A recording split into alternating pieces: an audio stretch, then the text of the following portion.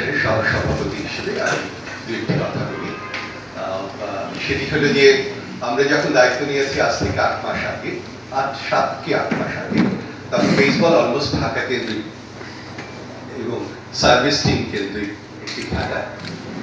কিন্তু বেসবল সারা ওয়ার্ল্ডে অত্যন্ত জনপ্রিয় একটি খেলা। আপনারা জানেন western world, specially America, Australia, Canada, এশিয়ার কথা চিন্তা করলে জাপান, তাইওয়ান, কোরিয়া এবং সেই সাথে China is coming up with baseball.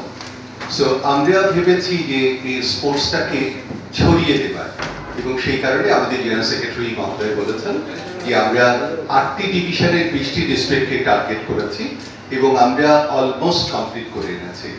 পুরুষ টুর্নামেন্ট আমাদের আগামী মাসে, পুরুষ জাতীয় টুর্নামেন্ট, তার আগে আমরা বোধ করি পুরো ডেভেলপমেন্ট প্রসেসের যে ফার্স্ট পার্টটা সেটা আমরা সম্পন্ন করতে পারবো।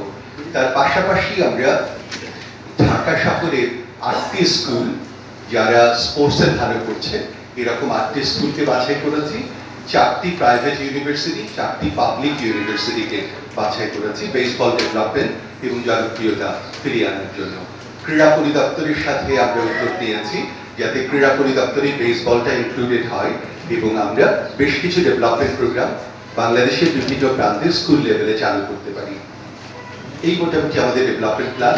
আমরা মনে করেছি আমাদের একটু ইন্টারন্যাশনাল কানেক্টিভিটি দরকার, সেই কারণে অতি সম্প্রতি মাত্র 7 দিন আগে অনুষ্ঠিত ইন্টারন্যাশনাল বেসবল অ্যান্ড সফটবল কংগ্রেসে আমরা গিয়েছিলাম।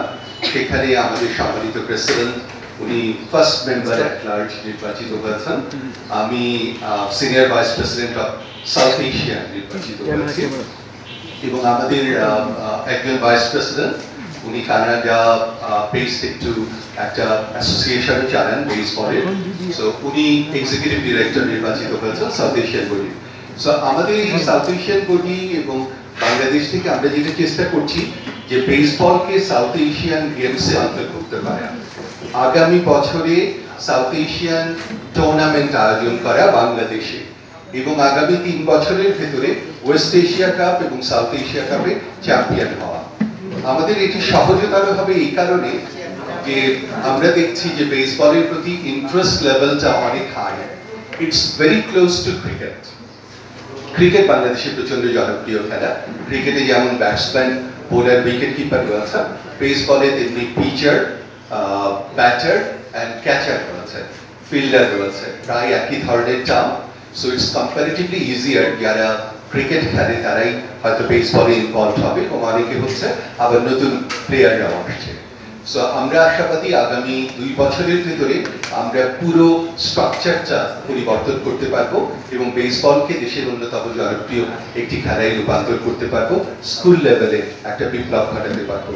সো আজকের এই টুর্নামেন্টটা ইনফ্যাক্ট আমাদের একটি সূচনা।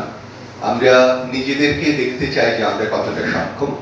আমরা পরবর্তী মাসে পুরুষ টুর্নামেন্ট আয়োজন করছি। এই টুর্নামেন্টে আমরা স্পন্সরের কাছে যাইও নেই, আমরা জানি যে আমাদের সক্ষমতা এখনো বাড়েনি। ইনশাআল্লাহ নেক্সট টুর্নামেন্টে will search for the title sponsor, এবং আই ডু স্ট্রংলি বিলিভ যে আমরা যেভাবে ডেভেলপমেন্ট প্রসেস শুরু করেছি এবং সেই সাথে record keeping, will get the title sponsor, এবং আপনাদের সহযোগিতা একান্তভাবে কাম্য।